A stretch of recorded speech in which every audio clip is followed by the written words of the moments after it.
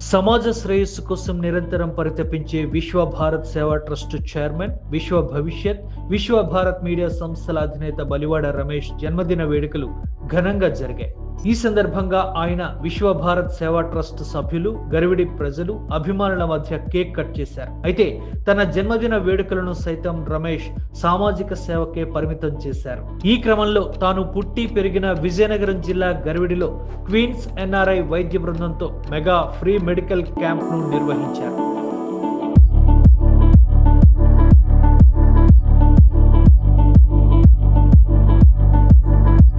అదేవిధంగా deaf and డెమ్ పాఠశాల విద్యార్థులకు భోజనాన్ని స్వయంగా వడ్డించి అనంతరం విద్యార్థులకు ఆర్థిక సాయం అందించారు.